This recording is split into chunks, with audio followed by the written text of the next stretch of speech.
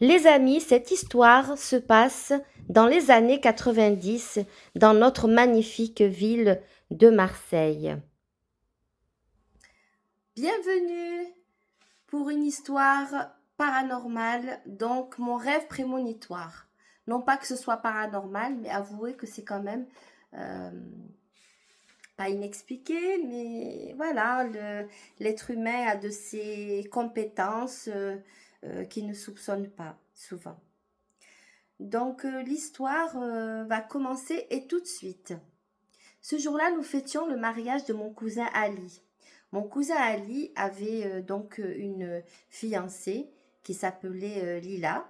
Lila était magnifique et lui et elle faisaient un magnifique couple.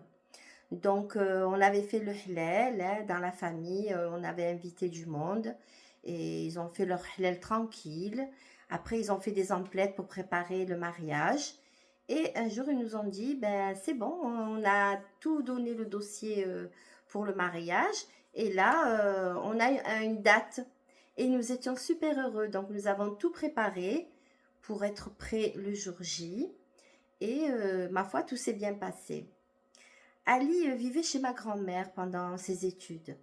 Donc, ma grand-mère lui a proposé de faire le mariage, la cérémonie, en fait, chez ma grand-mère. Bon, il a accepté. Donc, nous avions tout préparé, décoré la salle, la grande salle à manger de chez mes grands-parents. Et tout était prêt, en fait, ce jour-là. Tout était prêt.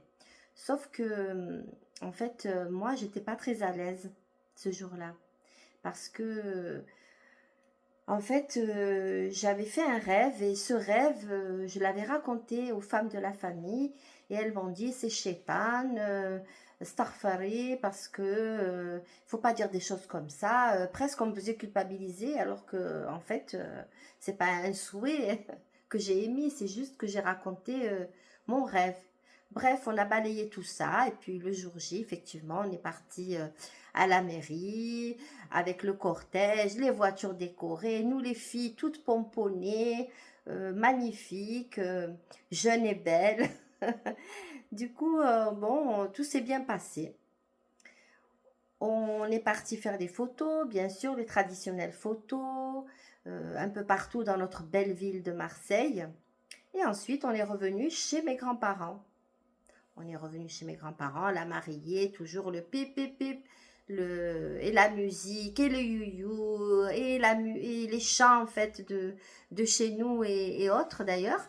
C'était vraiment magnifique. Donc les mariés sont accueillis chez mes grands-parents par une aide d'honneur. On s'était vite, on les avait vite devancés, on s'était vite préparés et on les a accueillis, le riz, comment dire, les dragées, les pétales de fleurs. On était vraiment heureux.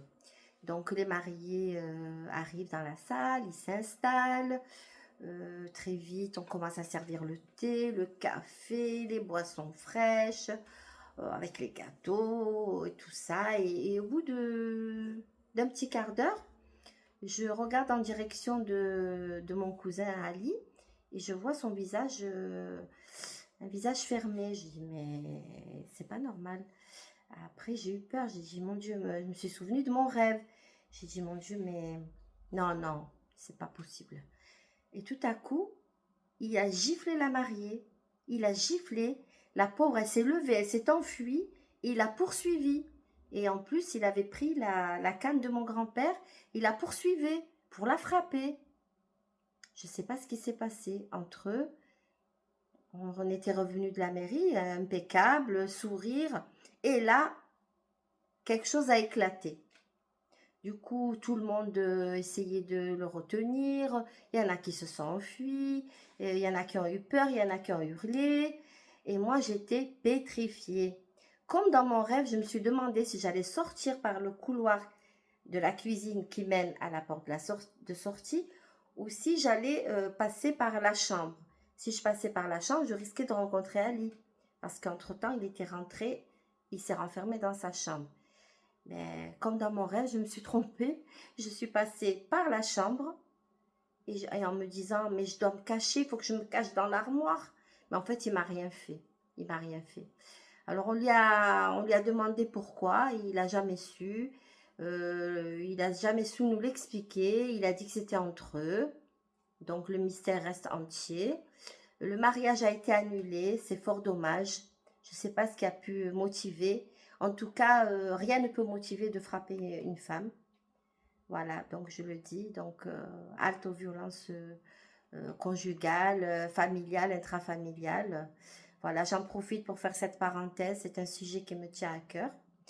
Voilà, donc ben, dites-moi si cette histoire vraie vous a plu, si vous avez déjà eu des expériences similaires. Abonnez-vous, likez et dites-moi surtout en commentaire ce que vous pensez de tout cela. À la prochaine, parce que le paranormal n'est jamais bien loin.